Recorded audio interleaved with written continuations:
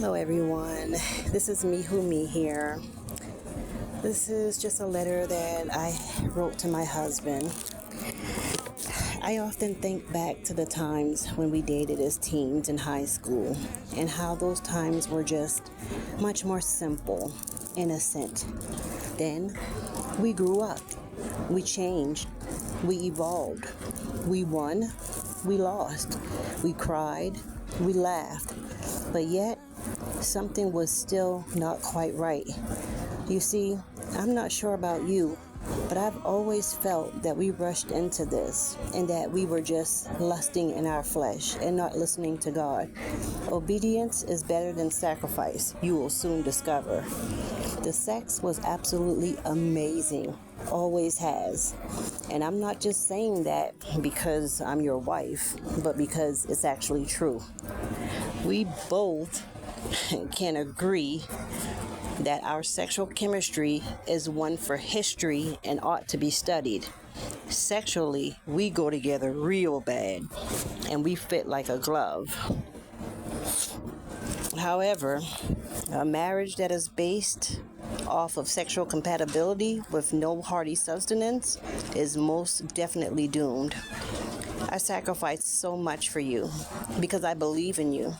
If you recall, I dropped out of my PhD program when we first got married, not because of you, but because we had so many different transitions happening all at the same time. New city, new marriage, new job, and I needed to find balance so that I could be the best possible version of myself and to be the wife that you so deserve.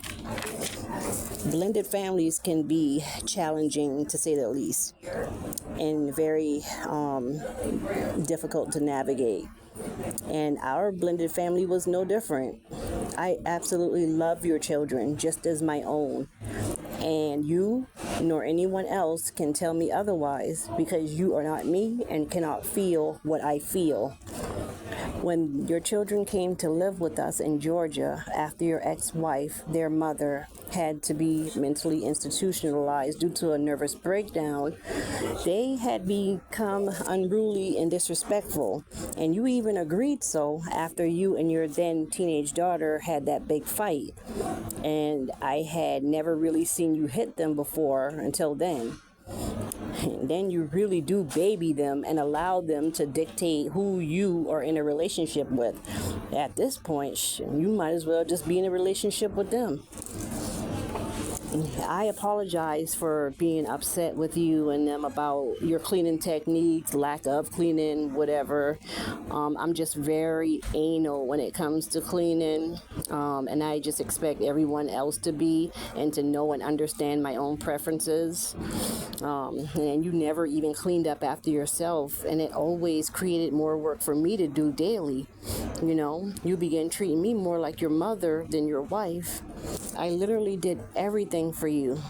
You would call me from work while I'm also at work and ask me to contact the electric company to inquire about an extension.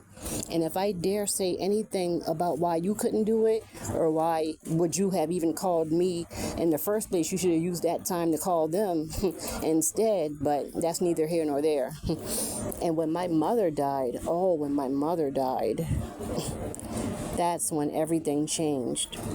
I expected you as my husband to cover me, to protect me, to guide me, to grieve with me, to allow me to cry on your shoulders. You did not fulfill your duties in our marriage when it came to that. I needed you, and you said to me, and I'll never forget, you said, and I quote, "Get over it already. She's dead and not coming back." There ain't no way you could still be moping over your mama. You're using that as an excuse and as a crutch. You continue to beat me down physically, emotionally, spiritually, and financially. And then you are so cheap I have to beg you just to get $20. You never gave me any money to spend on myself. And then when I go to spend my own money on myself for hair, nails, wax, eyebrows, all the things, right? And then you want to turn around and tell me how to spend my own money. Crazy. I'm so broken, not just from my past, but from you.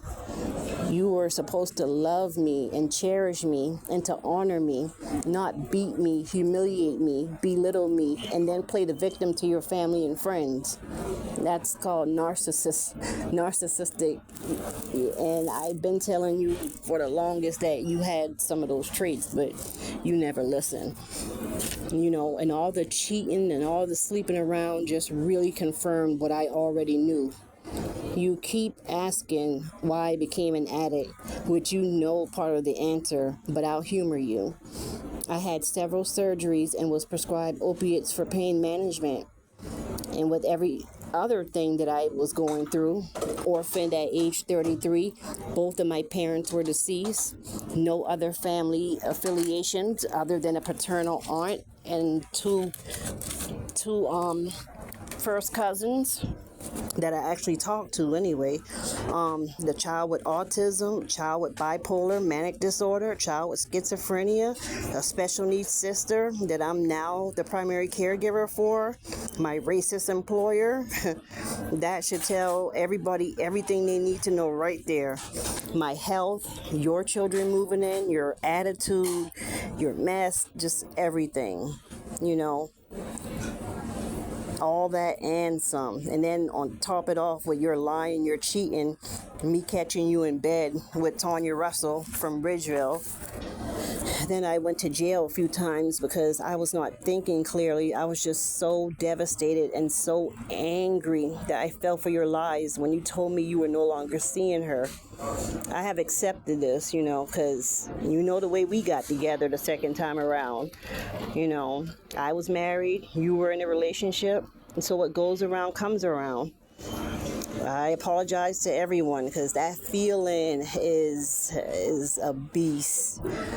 The more you alienated and isolated me, I just began to lose myself. The more you physically and emotionally abused me, I just lost a little more. The more you talked to me like you crazy, I just lost even more and even more of myself. The more you humiliated me, by this point, no one recognizes me. I've fallen more into my addiction because it feels safe. It feels familiar. I don't feel sad that my husband treats his mistress better than he treats me. I don't feel sad that he doesn't come home at night. I don't feel sad that he doesn't call me throughout the day or any of the things and just treats me like shit. That's why I've always told you, until you do right by me, everything you touch will implode on itself. The Bible said for you to love your wife as he loved the church. You never... Well, before I say that, let me say, you was complaining about me popping pills when you was always drunk, I feel like I had to be high to be able to deal with your drunk, obnoxious ass. You are very obnoxious when you're drunk. And you never even allowed or granted me the opportunity to fix what was broken. You and your family just continued to treat me like shit and just turn your back on me. After everything I've done, by the way. But I love y'all and I wish y'all all the best. You hurt me to my core. I have not said everything I need to say, but some things are just better left unsaid. You put me out of my own home with my disabled sister and my disabled daughter who's in a wheelchair. You put me out the house the first time half naked in the rain and lied to your family and friends and told them I left. I paid half of the down payment for that home and my sister co-signed for you. And you act as if you did it all on your own when you couldn't even be bothered to call the damn man to talk to him about the property. I made those calls. I did a lot of things, most things, but you or your family would never ever give me my flowers. Never. Have you ever clapped for me or anything? When my daughter got hit by that car and became paralyzed from the chest down, not one soul from your family contacted me. That still hurts me to this day. You told me that they asked or, someone might ask you or whatever, but that's you and me is two different people. They never called me to talk to me. Y'all so-called making plans about me, concerning me behind my back when y'all should have been including me. Like, who does that? You know, it doesn't only enrage me, but it saddens me. I absolutely love you and your whole family, but y'all turned your backs on me when I needed you the most. Y'all was so used to coming to me for everything, to do poems for church programs or special occasions, to write college papers and essays, to stalk and find people and information. Yeah, I did that too. I mean, the list goes on. Not to mention the money I've given out of love, you know. But now I'm out here homeless, living in a vehicle in a room when I can get one with two disabled individuals, one being in a wheelchair, while you got your whole family living comfortable in my house that my sister co-signed for. Child, it's all right though, because you know and understand what comes next. I'm sorry that I could not be the wife that you so deserve. I'm just taking one day at a time, trying to rebuild my life. I'm clean, I'm happy, I've started social media, I'm working, and looking forward to purchasing my first home. So things are looking up. I'm entering a new chapter in my life. But before I go, I just want you to know that as I'm healing, I'm growing. And I wish you and your family all the best. To my husband, soon to be ex-husband, Ernest Terrell McKinley.